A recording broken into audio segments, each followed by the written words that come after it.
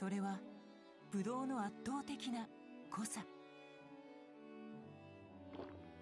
なんでこんなに濃くて美味しいんだろう。ウェルチのブドウはポリフェノールがたっぷりのコンコードグレープ。ブドウそのものの美味しさを丸ごと届けたい、そんな思いから皮や種まで余すことなく絞っているんです。だから濃くて美味しいんだ。この濃さがウェルチ。アサヒ飲料。お願い、スキップしないで。フライの動画をお見逃しなく。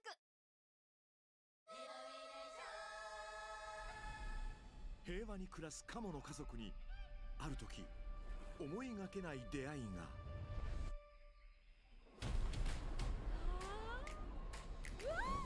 渡り鳥よ。渡たりそんなの必要ないさ。みんなで外の世界を見てみたい。安全な家があるんだぞ。あなた臆病よ。一度くらい冒険しましょう。準備はいいか？翼の位置。オッケレッツフライ。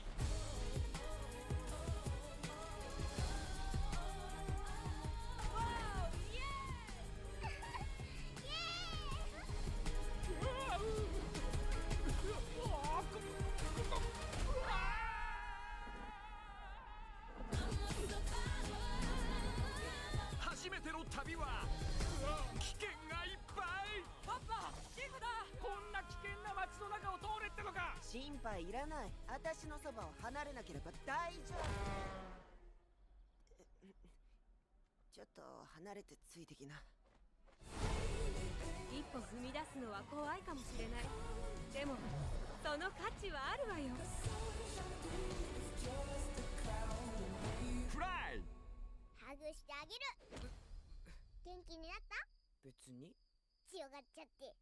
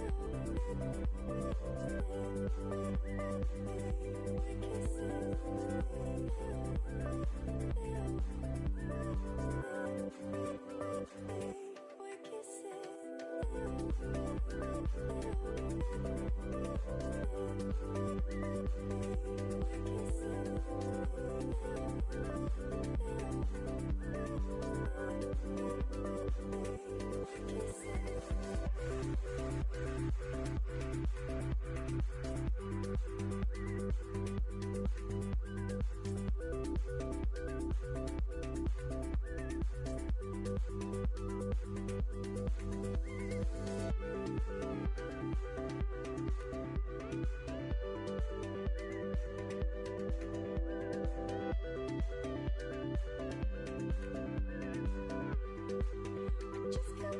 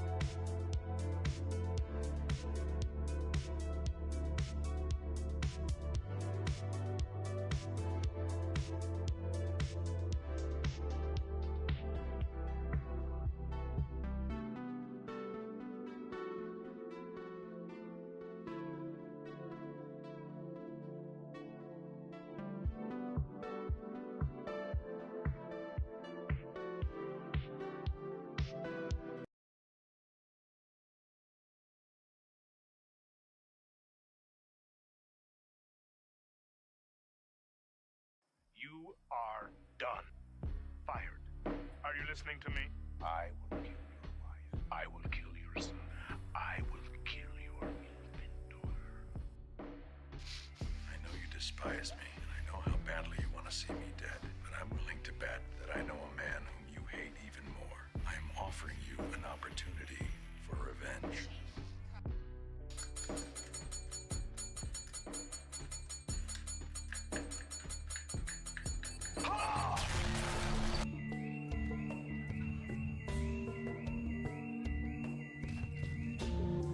Jesus, Walt, the news here. Gus Fring is dead. I need you to... It's over. We're safe. Sissy, what happened? I won.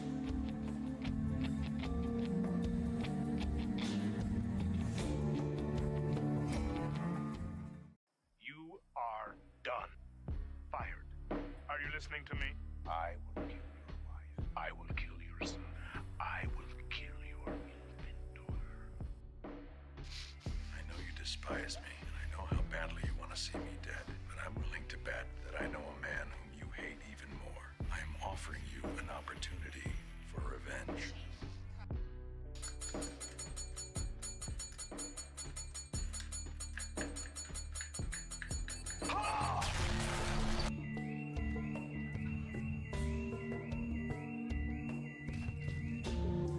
Jesus, Walt, the news here. Gus Fring is dead. I need you It's to... over. We're safe. Sissy, what happened? I won.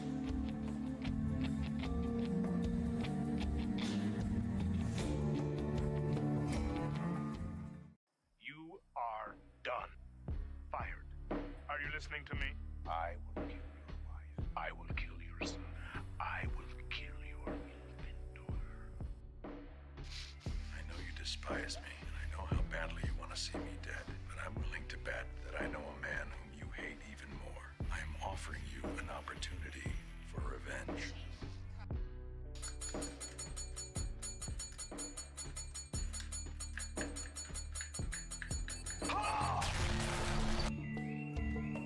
Now, a dovetail shuffle, if you do it once, preserves an enormous amount of information about them. The dinner rush is almost over and we sold 0 specials. What the is going on? Everybody's on Ozempic, man. No. Imagine hearing yourselves. We're alive. We're... Oh, Jesus.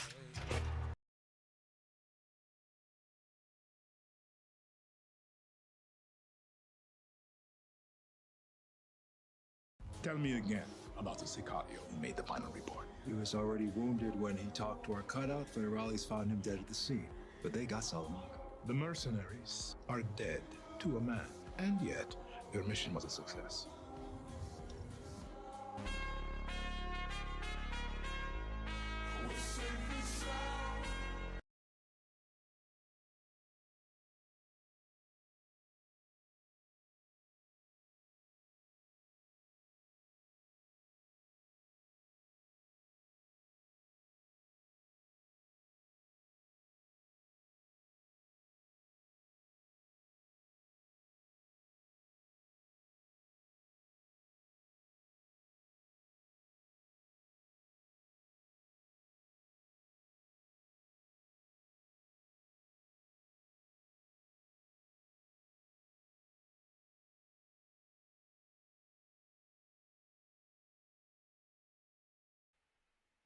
Alright everyone, I've got to weigh in on a film, and I normally don't do that. This is a forthcoming movie. I think it's coming out next year, actually. And this is actually real. When you watch this trailer, link in the description, archived of course, but you can go to the trailer for it. When you do that, keep in mind, this is not actually satire at all. It's meant to be comedic in nature, but it's just completely off the chain. It's called The American Society of Magical Negroes. At first I figured it was a Stephen King documentary. Have you ever read his books? Most of them have at least one side foil that has to do with a black person with some sort of psychic or magical powers. Ever The Stand comes to mind, etc. Anyway, but no, it's actually the basic plot of the movie seems to be that there's this world in which white people predominate. they run the show. And there's this society of black people who have magical powers, and the goal is that they can take a reading of like how stressed or angry or whatever a white person is, and their job is to intervene and make them feel better. So basically like being like a Sambo stereotype, in all honesty. I have a feeling that this movie is either going to soar or completely bomb at the box office, by the way. People might watch it just because it's so wackadoodle and end up actually making it profitable. More likely it just flops, though. There's this one individual, he's inducted into the Society of Magical Negroes, but he falls in love with a white woman.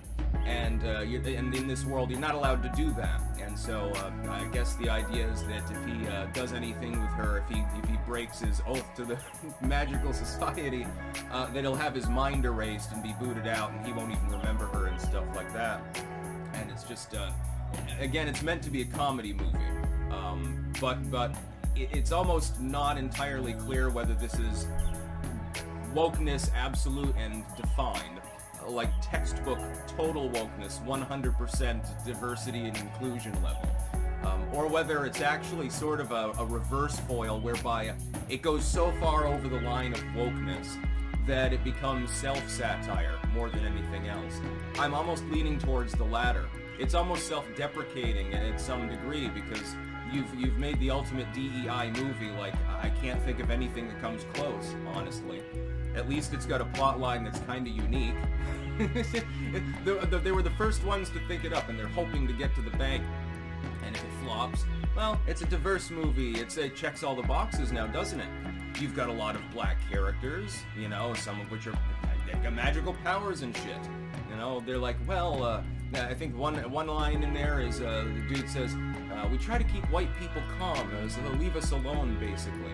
And I guess, you know, that they're able to live a normal life and use all of these magical powers, and it's not entirely clear why they wouldn't use them to, you know, break from their bondage or something like that. It's definitely not a Martin Luther King movie. It's peak wokeness. And/or has gone, it's almost like, has wokeness gone so far that it's becoming so much of a self-joke that it's becoming anti-woke? That might be what we're seeing with this.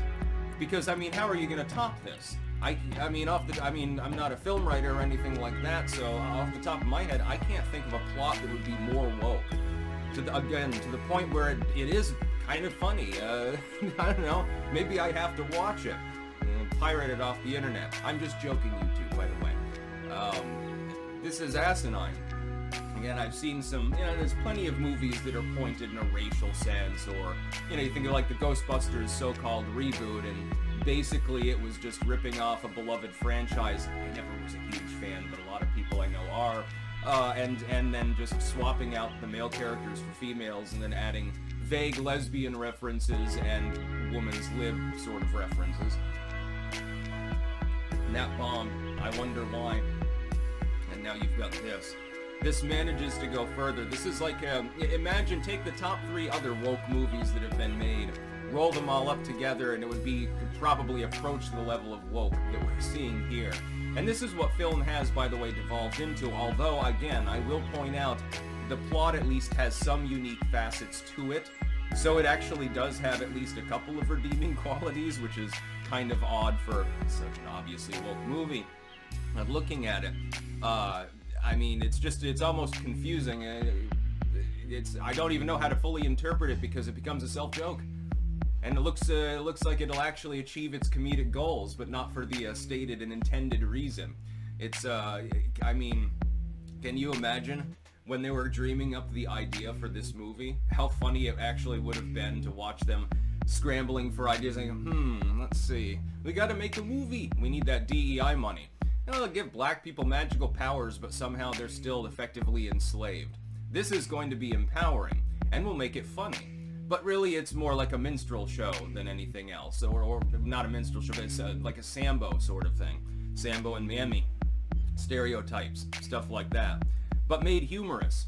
I've noticed that the left is doing this a lot lately. Like, they go so far that they come around full circle, and this is the culminated result. So yeah, I mean, if you enjoy very bizarre films that, in the end, may or may not be funny, it depends on how well written the jokes and stuff are. the basic plot foil at least has a humorous quality to it. Then take a look. The American Society of Magical Negroes. Sadly, again, this is not a documentary, an autobiographical view of Stephen King's literature and how he manages to jury-rig psychic powers into every novel that he makes without further explanation. That's about all. Peace out.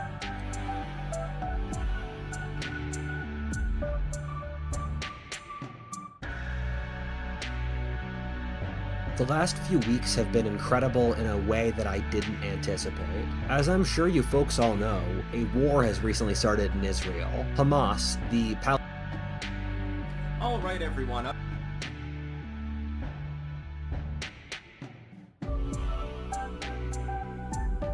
All right, everyone. Now it's time to talk about mail-in ballot voting and how that could help Biden at 3 a.m. win the 2024 election. I wanted to point out what I have mentioned before, but I wanted it all in one video just to sort of lay it out there about why, while it is possible, it's going to be a lot harder than it was in 2020. First, you have more restricted mail-in voting in a number of the states that were fortified in the 2020 election. That's point number one. You've also got greater oversight. Trump fans are much more primed to watch what's going on, get everything documented, etc., etc. And definitely there should be grassroots efforts, especially in the swing states, to make that happen. Volunteer as a precinct captain, go door to door, harvest the fucking ballots, etc., etc. Make sure that everything's above board. Watch, observe, document, etc., etc. I do think that that's a good idea because there will be shenanigans. I'm not discounting that. The second problem for the TDS sufferers in 2024 is, at least right now, the polling and the incumbency. Joe Biden was not an incumbent when he ran in 2020. He had Senate baggage, he had VP baggage, but he didn't have presidential baggage. He was untested in that role. Now we've got a track record of what Biden does when he is in that office. The voters have soundly rejected those policies. Now, just because someone dislikes Biden and the job he's doing doesn't mean they vote for Trump. Hell, it doesn't even mean that they don't vote for Joe Biden. But the polling is vastly different from the last election. In fact, it's vastly different from 2016, which Trump carried. Trump carried 2016, he came in about 3 points behind Hillary Clinton, was running about 4 behind in the actual final polls. There's a little bit of a differential. In 2020, he was down by double digits for most of the race. At this point in the race, for instance, he was down by about 9 points in 2020. At this point, Donald Trump is ahead. He was literally never ahead at any point in the 2020 election. Not at any point. We have the tale of two effective incumbents. We know how Trump governs, and we know how Biden governs. We now have the ability to directly compare the two, which is again different from how it was in 2020 when we knew how Trump would govern, but Joe Biden was a zero sum. He couldn't say what he was going to do in his presidency. Basically, all he said was what voters had to go on, not what he had done. Now we see this vast differentiation both between what he pledged to do and what he actually did, as well as the following through of multiple policies. Certainly on the border, that's a big one. Certainly on the economy, that's the biggest one. Foreign policy, you've had a string of failures. Afghanistan, attempted negotiations with Russia and Ukraine, the rising of warmongering rhetoric from China v. Taiwan, North Korea v. South Korea, and the West in general. You've got problems, of course, with Israel and Gaza. You've got a looming crisis potentially between Venezuela and Guyana. If that pops off, that's another foreign policy blunder because the United States has expressed unequivocal support and is flying sorties down there. That may not deter Maduro. In the end, we might end up in a shooting war on our own hemisphere, by the way. So yes, it is possible that ballot printers going brr, plus mail-in votes that were freshly inked the day before, could tip Joe Biden over the edge. I'm not discounting the possibility. There will be systemic fraud. There will be election fraud in the 2024 election. It's up to us to try to document it and show people, indeed, it did happen. We definitely need people to work as vote counters that can personally attest to any shenanigans that they see, so on and so on down the line. I expect protracted litigation no matter what happens in 24, whether Donald Trump becomes the next Grover Cleveland, or whether Joe Biden manages to eke one out despite, numerically speaking, it not really being possible. I would have to posit that polls that were adjusted upwards for the Dems were instead wrong in the other direction. Because, did you know this, by the way? Polling firms look at the past couple of elections and they adjust their metrics based on the perception of turnout. If I'm using 2020 numbers to adjust perceived turnout, then right now when I'm polling, when I'm basically cherry-picking my data, I should come out with Biden further ahead than you would expect reality to be. I should be oversampling Democratic voters. I like how they're setting up, in the New York Times the other day, set it up with a one-off poll, which is probably unreliable, and they're like, well, voters that actually voted in 2020 favor Biden at a higher level than voters that didn't. Voters that didn't support Trump disproportionately, insinuating that likely voters are going to tilt way off into Biden land in the 2024 election. That's also probably predictive programming. They are trying to set things up for a plausibility argument should they be able to hoodwink the voters and rig the election again. But again, it's a lot easier to do that when Trump was admittedly down in the popular vote by a considerable margin. Not by the margin that you saw reported, but by a considerable margin. It's a lot easier when mail-in ballot access because of lockdownerism has been profuse, as opposed to when it's been rescinded somewhat. It's a lot easier when the public's not expecting shenanigans than when they generally perceive there to have been shenanigans. Hell, there are plenty of Democratic Party voters that believe the 2020 election was falsified. They just don't care. They got their wish, and so they're like, well, yeah, republic-breaking and democracy-destroying maneuver was performed. But it's justified in the end. You've literally seen a number of talking head so-called influencers effectively echo the same sentiment. It's justified, because Orange Man bad. They realize what happened, they just don't even care about it. Independent voters, by the way, a significant minority of them believe the same thing. Right now, you've also got Donald Trump being persecuted. I have no reason to believe, based on his surge post-indictment gate in both general election and primary polling, that if he's running under house arrest from the Mar-a-Lago, it'll be nothing more than a Napoleon moment. Basically, Napoleon in exile, fomenting his return. That would probably be the best possible moniker for it, should that happen. And that's not an unlikely scenario. Of course, the courts could punt it further and say, well, we're going to wait until after the election, because if the people speak and they want Donald Trump, we don't want things to get messy. That, by the way, would actually be bad for Trump. It would invigorate the liberal voters because they would think that the Orange Man bad. Oh my God, his rigged court system is defending him. They're trying to bring the dictator back, and we're terrified that there might be fewer wars, and that we'll get tax relief, and the inflation rate will begin to drop lower.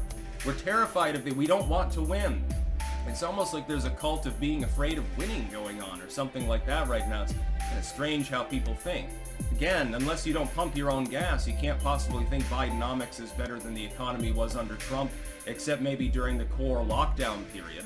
Basically, the shitty economy that happened then, briefly, having been partially reabsorbed, is closer to what we've seen under Bidenomics. It's stagnation, etc. And the economy and the border are the two biggest things on people's minds right now. The liberal side of politics keeps trying to inject abortion and side issues. The only thing I can say about that is that the GOP stupidly takes the bait and decides to go off into la-la land on those issues. I don't discount that. Trump doesn't, but you certainly see the DeSantis Republicans doing the hardliner thing, trying to come out of right field and clobber Orange Man. It doesn't seem to be working too well, actually, when you think about it. So, yeah. It's possible that mail-in vote rigging could tip Biden over the edge in some of the swing states. It's just that the margin is so much different now, you'd need so much more effort to pull it off, and therefore you have more potential for failure and being discovered in so doing, that I think it's actually not that likely that they would prevail, honestly. That's about all. Peace out.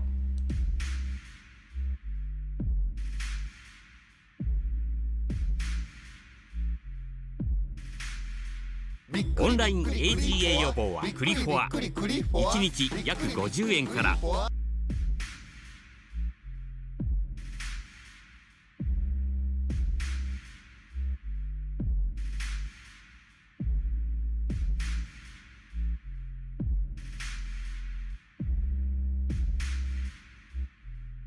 Alright everyone, you've heard about basket of deplorables and things like that, and, you know, basically MAGA are deplorable, garbage humans, trash people, etc.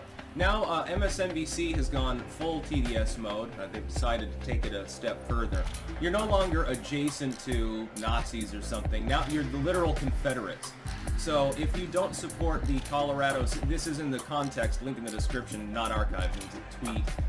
In the context of the Colorado State Supreme Court decision, with regards to keeping Trump illegally off the primary ballot, again, predicated on him being an insurrectionist, while never having been charged with anything remotely similar to insurrection, with a case as far as the second impeachment that fell through. He was not convicted of anything related to J6 by the Senate. That arguably would rise to the level, potentially, of a disqualification, but it never happened.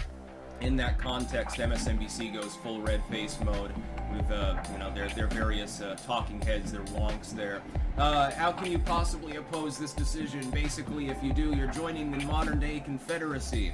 So, I get the Confederacy has a lot more members this time, and it's not limited mainly to the South. It's, you know, a broad section of society, apparently almost half the population across the United States of voting age. Guess the Confederacy won in the end. What's this about dead enders? In real talk, there's no similarity, though. This is a populist movement. MAGA is mild reform. When I see articles saying Trump's extreme rhetoric, the extremism of MAGA, oh my god, extreme, so wanting to guard the border, which is something that Obama pledged to do, it's something that Bush pledged to do, it's something that Clinton pledged to do, it's you get the understanding. They've been talking about it since the goddamn 60s as an issue.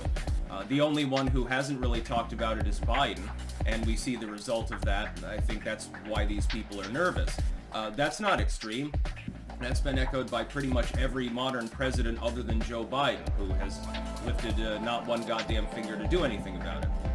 Tax reform, like a broad middle-class tax cut, which we at the moment desperately need, I don't see how that has something in common with Confederate policies. I haven't seen Trump or anyone else talking about bringing slavery back either, or putting women back in the kitchen, but it constantly gets insinuated as though MAGA's a bunch of old-school moralists and stuff like that. So a broad section of trailer park skinheads, and some of which are actually left-wing punks, by the way, trailer park skinheads, and confused minorities that wandered off the plantation and now get called, you know, Uncle Remus or something like that by the Democrats when they're at one of their private champagne meetings where the only person of color there is the person serving the champagne, by the way. Maybe they give them a little tipple afterwards as a tip. You know, when it's $100 a bottle, it's a good tipple. Where's the extremism? It's a populist movement. By the way, Elon Musk weighing in on the actual tweet and calling it babbling nonsense, which it is. You're labeling a significant proportion of the U.S. population as being Confederates for understanding constitutional law. And that is the truth. Trump has not been found guilty of anything that would fall broadly under the header of insurrection. The Colorado State Supreme Court is overstepping its authority on 5 or 6 different levels, and likely to get shot down by SCOTUS. And by the way, the rest writes itself, when SCOTUS probably has to weigh in on this, and probably shoots it down. What's MSNBC gonna say? Activist Supreme Court, Trump stacked the Supreme Court. See, this is why we must defend democracy by undoing the very foundation of our democratic republic. We can't let people vote for this particular individual because he's too scary for us. Well, that's the thing. He already governed once. There's a test was already instituted on Trump during his first presidential season. We know how he'll govern. There was no bringing back of slavery. There was no civil war. If anything, the closest we came to that was like the Summer of Hate protests with George Floyd and all that other stuff, where a bunch of rancid leftoids forced the White House into lockdown, burned down thousands of businesses, causing literally billions of dollars in damage, and killed a dozen people. I would say that rose more to the level of the kind of violence that would predicate, if not a civil war, at least, you know, street-to-street shooting and anarchy. Like an LA riot situation, kind of similar at times in some places. Certainly several of the U.S. major cities resembled the LA riots at that time. Those were leftists doing that. It was way bigger than J6, way more prolonged, and way more politically pointed, by the way. The J6ers did injure some cops. How many Secret Service agents were injured in the course of a few hours during the attempted White House invasion? It was a lot of them. It was a lot more. Capitol cops were injured too, but nobody talks about it. And if you do talk about it, I guess you're just a hate-filled Confederate. For wanting a sane border policy, not starting new wars, for wanting the United States to be at least in relative comfort and peace, and restore some semblance of dignity, decorum, and order to the halls of Congress, that's not really the Confederate sort of thing. I'm not seeing the comparison. Also, it seems there are an awful lot of Hispanic Confederates now. Arguably about 40% of the Hispanic population. So this time around, the Confederates, they got an alliance with Mexico, I guess. The Central American states decided to intervene in the war with their foreign naval assets. This is screwy. It makes absolutely no sense. The fact is that Biden is destroying and undermining the very concept of the Constitution on a daily basis. Attacks on free expression, we've seen that. Certainly privacy. Congress wasn't being very helpful. They extended the FISA bullshit and the NSA bullshit at the same time. Certainly the Second Amendment is not near and dear to the Biden administration. There's a reason that they want to disarm you, by the way. The 10th Amendment, they won't even let the states compensate for the lax border policy. They sued Texas, they sued Arizona successfully. Apparently the oath of office that Biden swore to no longer is meaningful. You're supposed to explicitly, you're swearing to defend the United States and its states as well in that capacity, and it's not really being done. We've got soaring crime. We've got all sorts of problems. One man actually did a decent job fixing them to some degree, although he was held back by an unwilling House Republican majority for a couple of years, and then by the Democrats thereafter. By the way, something he'll have to grapple with if he's reelected.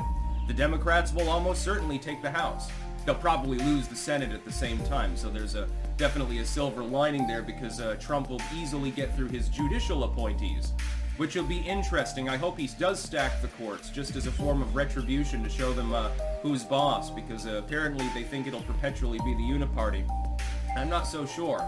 But to call a significant proportion of the U.S. population Confederates for understanding that the Colorado State Supreme Court overstepped its authority, dude, there are liberals that are calling out the decision. And many of them that expect it to be shot down. Are they Confederates too? Some of these people are card-carrying, lifelong partisan Democrats. Are they part of the the Confederacy was, the Southern Democrats mainly anyway, but, the historical context is apparently lost on this MSNBC panel. Not that that's necessarily the greatest of surprises. I mean, if you look at the front page of MSNBC.com, inevitably every single day there will be a TDS article. Usually more than one. It is an obsession. This has been going on for years, and by the way, the White House coordinates part of this propaganda personally. That's about all. Peace out.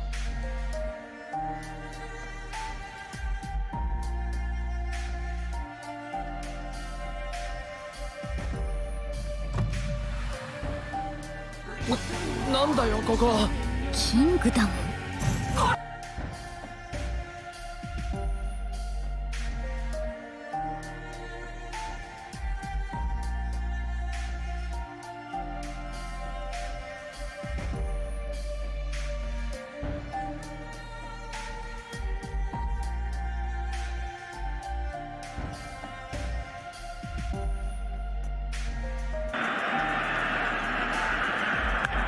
To the second baseman, Cano. The Yankees are back on top. World champions for the 27th time. The last 14 years of Yankees baseball has been pathetic. There's no way else to put it. They used to be the team that dominated, and they were held to the highest standards across the sport. Playing in New York, they're always at the top of the MLB attendance list. Over the course of the 90s and early 2000s, the Yankees always had a top four in baseball. Number 2, aka Derek Jeter, was the man who held this team to such a high standard. They had legends like the greatest closer of all time in Mariano Rivera, but in 2013, everything began to fall apart for New York. After 2013, Mariano retired, and in 2014, Jeter retired. Then in 2016, Alex Rodriguez retired. Everyone was leaving, and at this point, it became apparent to everyone that the Yankees were entering a new era, with completely new players and everything. Now, the next Yankee legend was going to be Aaron Judge. Judge had his rookie year in 2017, and he did not disappoint. The 6'7" beast hit 52 home runs in his rookie year. 52 homers in a rookie year is absolutely wild. This was the player that they had to build around, which they did, but the team fell short every single postseason. In 2018, Aaron Boone became the brand new Yankees manager. GM Brian Cashman was trying to do just about everything that he could to get the team back to winning, and that's what I could respect, but it just didn't work. In that same year, they traded for Giancarlo Stanton from the Miami Marlins. Yet again, another power bat trying to build a team of power bats. He hit 59 home runs the year before joining the Yankees, so he had so much potential. The Yankees went on to become playoff chokers year in and year out. 2019 was yet again another big signing, and this time it was third baseman DJ LeMahieu, but just no matter what they did, New York kept losing over and over again in the playoffs. Fast forwarding into 2023, the Yankees' plan has failed. The team has failed in total, and power hitters just don't work. Power hitters being the whole lineup is just not the way that you do things. DJ LeMahieu is also washed. His 2023 was a sign that he took a big step down. Giancarlo Stanton, yeah, he's terrible. He can't play in the outfield, plus his power isn't even worth it anymore considering he has such a low average. Brian Cashman has been the GM since 1998. This is the most prestigious team in all of sports, and not being in the World Series since 2009, yeah, that's a pretty big problem, at least if you ask me. It's not the early 2000s anymore, and Cashman is clearly washed. He has failed. They finished with a record of 82 and 80 last year. This team isn't prepared, and they're just not doing enough. The Yankees have so many bad contracts, to the point it's just so hard to keep up with them all. Last year, they gave a contract to Carlos Rodon, the Giants' superstar pitcher, and yeah, you know what?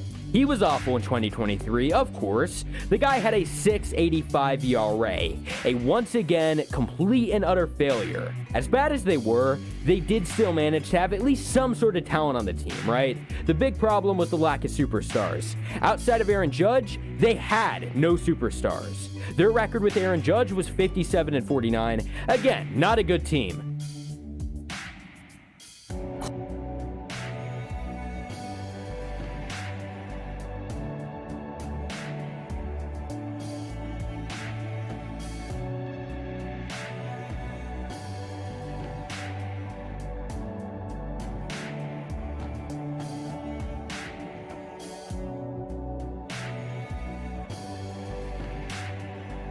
Rule baseball over the last few years. Some of the best players have come from Japan, and in 2017, it was the young star Shohei Ohtani. After winning 2 MVPs, he became known as the best player in MLB. This offseason, he hit free agency. Going into it, we knew that Ohtani was going to be breaking the bank, but it was a very unique situation. He had UCL surgery last year, so he won't be able to pitch until 2025. This alone made it a very unique situation. Will Shohei Ohtani be getting the contract that we all thought he would? Yeah, he did, safe to say, but at the same time, people were also saying, alright, well, he had Tommy John in 2017, so he has the injury history in total. We knew that he could hit at a high level, but could he stay healthy with all the pitching injuries? Would he be worth the $700 million that he was inevitably going to be getting? Well, it became a bidding war in free agency, and it was down between the Dodgers and the Toronto Blue Jays. Who has more money? And that was the biggest question that we had to ask ourselves. One morning, we woke up and we heard that he was on a flight and was traveling to Toronto to potentially even sign an MLB contract. And then we got a report saying that he is in Southern California with his dog and is not on any plane and has not made up his mind yet. Later on, he went and posted that he is signing with the LA Dodgers on Instagram. That was the biggest slap in the face to fans in Toronto, but if you were a Dodgers fan, you were happier than ever. The Dodgers haven't spent serious money in multiple off seasons, and they've had the best attendance in MLB by a long shot. They were bound to make a big move, and that's exactly what they did when they signed Shohei. It was a very controversial deal, especially at first. He got 10 years and $700 million. The controversial part was the fact that he had deferred nearly all of his money. Now, what deferring a contract means is he's only going to be getting paid $2 million a year while he's actually on the Dodgers. But after his 10-year contract expires, he's going to be getting paid $68 million a year. What this means is the Dodgers don't have to pay Ohtani while he plays for them. They will be able to put a better team around Shohei while he plays, and that's the biggest thing. No matter the opinion that you had on it, this was a big move for LA, and it was also a very smart move. The biggest market in baseball continued to get bigger. The United States is very obviously far away from Japan, but the West Coast is the very closest, and getting Ohtani means that you also get Japanese fans to watch and travel from across the world. After landing Ohtani for $700 million, the biggest question is, what are the Dodgers going to be doing next? Yeah, they might have one of the best lineups in baseball. No, not might. They do have the best. Truly, you can't get much better than 3 potential MVP candidates in one lineup. The pitching side of things, on the other hand, has been a mess. The Dodgers used to think of the rotation as a big strength, but it quickly turned into the biggest weakness. First of all, how did it actually become a weakness? Well, there's a few things that happened. They lost Julio Urias because he allegedly beat his wife, so that's one thing that LA had to deal with. Plus, they've been one of the most injury-ridden rotations in baseball. Clayton Kershaw, Walker Buehler, and Tony Gonsolin have all suffered big injuries. Literally, everybody has struggled and has gone through pitching injuries at least once in that rotation. But last year was when it was at its worst. The team still won 100 games, just proving that the Dodgers are unbelievable and are unstoppable in the regular season, but of course they got eliminated in the playoffs. So people were questioning what is going to be happening with the rotation.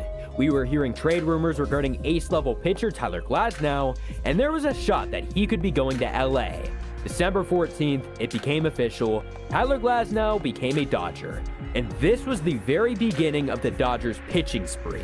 This trade was really interesting because Glasnow was supposed to have an expiring deal at the end of 2024. But, the Dodgers being the Dodgers, they said, okay, well, we'll get an extension done because why wouldn't we? They managed to lock him down for 5 seasons and paid him $136 million. For all we know, the Dodgers are going to be like the Padres and they will start opening loans to pay these guys off. I like the Glasnow trade, don't get me wrong, he's a great pitcher when he's on, but I'm not gonna lie, I do have some concerns and worries about his health. If he could stay healthy, this is a great trade, and he will be able to eat up postseason innings for the Dodgers. But I guess that we're just gonna have to wait and see what happens with Glasnow. But the second pitching move ended up being even bigger for the Dodgers. This was only the very beginning, because the next guy that they got was unbelievable. The only name that we keep hearing in MLB is Yoshinobu Yamamoto, blah blah blah blah blah. One of the best pitchers, if not the best pitcher, that we've seen come over from Japan. He's simply just so talented, and God only knows what he's going to be able to accomplish in MLB. In 2023, he pitched a 1.21 ERA and had 164 innings. This is a young pitcher with no case of injury history. It doesn't get much better than this for LA. He's won 3 MVPs in 7 years. Last night, reports were coming out about him left and right. We heard that the 2 New York teams, and not LA, are the finalists for Yamamoto. Some reports were saying that he was going to be making his decision in the next 48 hours. Others were saying by the end of the night he would be making that decision, and by the end of the night, he became an LA Dodger. Yet again, another record-breaking contract for the Dodgers, and this is the best offseason that literally any team could have possibly had. The Dodgers gave him $325 million over the course of 12 years. He's never actually thrown an MLB pitch, and he got that much money. Hey, if that's the case, no, Dodgers, I used to play back in Little League, so want to go ahead and give me a call. Anyways, as I was saying, this is a very, very big contract. $325 million is a lot, but that isn't the only thing that they're paying, because they also have to pay his former Japan team $50 million in fees. This is a lot of money to commit to a single player. He also managed to get 2 opt-outs in his contract. They say his camp was seeking 2, and he got 2 opt-outs. As of right now, it is allegedly in year 5 and year 8, but we don't have official confirmation on that. He's such a young pitcher, and he has so much room to develop. Plus, he fits the Dodgers' agenda of losing playoff games, and these are his playoff stats, by the way. It's a joke, Dodgers fans. Just chill out, relax, it's okay. I look at him as the ace of the group and the ace of the future. He's by far the most reliable as far as the health factor goes. It's also pretty cool that he wanted to be a Dodger over anywhere else. Aaron Boone, you know, the Yankees manager, he went on a whole thing saying that they had a Yamamoto jersey ready for him in the Bronx. The Mets owner, Steve Cohen, had a dinner with Yamamoto and offered him the same exact contract as the Dodgers did. It was his choice, and he chose LA. That's exactly what you want to see. They'll also likely be bringing back Clayton Kershaw, so the rotation will only grow stronger. Now, anytime anything happens in sports, there's always controversy. This Dodgers situation is literally no different. This is a team that has won their division 10 times out of the last 11 years. You could say that they bought it all, but I would strongly disagree, man. They've done so much. And by the way, the one year that they didn't win the division, they were literally 1 game shy of winning it. The dominance that they've been able to do is absolutely awesome, whether you hate them or love them. I'm not a Dodgers lover by any means, but what they have done is awesome. But many are currently questioning the future of what this sport is going to be looking like. Can a small market team actually contend with the best attendance in baseball? They are paying Ohtani, and they've spent $1 billion this offseason. The Dodgers have spent more than the other 29 teams literally combined this offseason. Could a team like the Colorado Rockies go and put out a team that's somehow better than the Dodgers? I just don't think that it's fair, but that's baseball. Some have suggested a salary floor and a salary cap.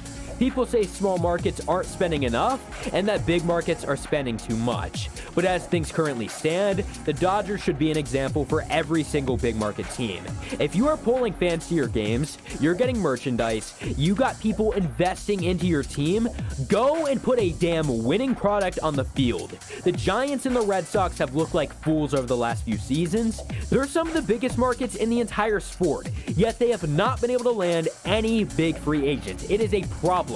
Even if people actually view this as unfair for what LA is doing, the Dodgers ownership is very clearly committed to winning, and that's obvious. That's what you have to respect.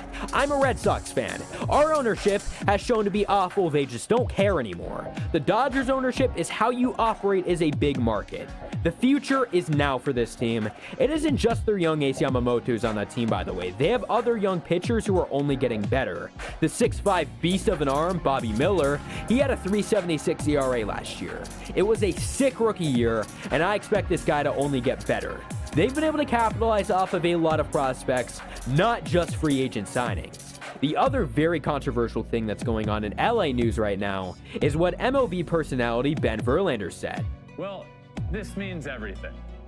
It's the most important signing in Dodgers history. I have no problem saying that. It's the most important, it's the biggest, I think it will be the most impactful. So first of all, he is Justin Verlander's brother, and to say he loves Ohtani may be a little bit of an understatement, but fair enough. I mean, the guy's an insane player. But it's another completely different thing to go out and say that Ohtani is the most important signing in Dodgers history. You know that number 42 guy, Jackie Robinson, the most important signing in Dodgers history? One of the greatest players to ever play baseball, but that's not even the most important part. Jackie had to live through a time in the 40s where African Americans were treated differently than anybody else. Not only was he the man to break baseball's color barrier, not only is he the most important player in sports history, but he impacted our society unlike any player in this sport ever has. I think everyone can agree with that and say that this was Ben Verlander's worst moment ever. But let's forget Ben for a second and just remember what LA just did. My personal opinion on it is, alright, look, we know that the Dodgers were going to be making big moves, but the fact that they actually managed to land both of those guys is just unbelievable. I think that they have a really nice future, but it is what it is. Hope you guys enjoyed. Subscribe if you haven't already, and peace out.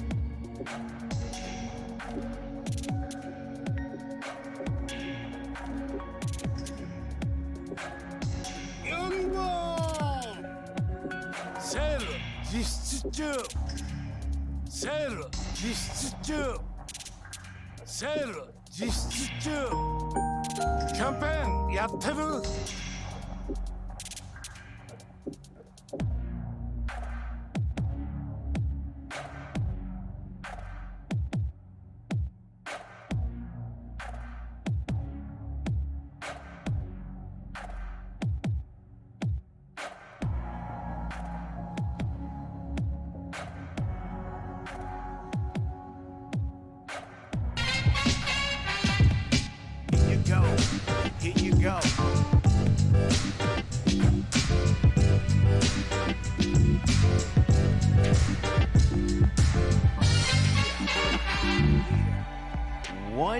$1.16 billion.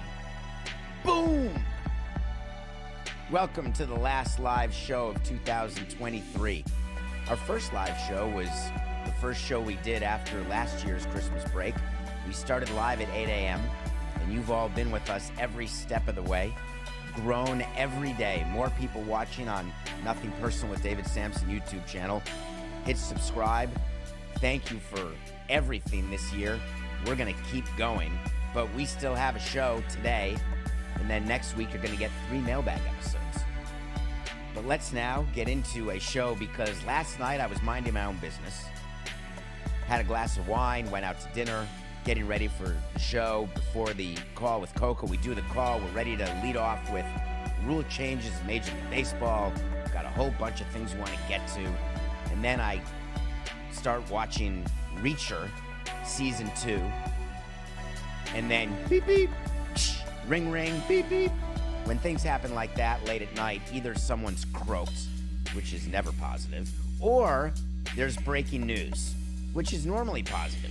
I got CBS calling, get on the air. Coca Yamamoto signed. He couldn't have signed. Who did he sign with? He didn't sign with the Dodgers.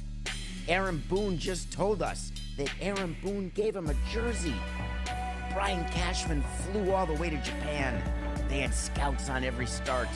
Steve Cohn whipped over, zipped over, jetted over to Japan on his private plane. I suggest or suppose refueling, maybe not necessary, though likely necessary. Then they had a dinner. The poor Red Sox only one meeting. The Blue Jays, maybe they're a player. Giants, all of their eggs are in the middle. Chips in the basket. Mixed metaphor on December 22nd, 2023. Meanwhile, the Los Angeles Dodgers of Los Angeles signed Shohei Ohtani to a contract that has annoyed everybody in the game. But they're paying Ohtani $2 million. So they said, we have an idea. We need pitching, which is true, because we told you after the Ohtani signing, hey, that's a great DH signing. Congrats. You have a great lineup, no doubt. You put Betts, Freeman, and Will Smith and Shohei Ohtani back to back to back to back. You got yourself the 27 Yankees. Maybe. But who's going to throw the ball? So there's this Japanese player who played for Oryx. He waited. Oryx is the team when we went to Japan. Anyway, it's a different story. So in Japan, the rule is that if you don't wait until you're 25, there's a bunch of rules, but just say it's 25 years old. If you don't wait and you come to Major League Baseball, you get international slot money. Remember when Ohtani could only get like $5 million signing bonus because it all had to be what teams had for their international slot money? Then there's something called a posting system. A posting system is when you are an actual free agent, and a team in Japan lets you go to Major League Baseball, but the team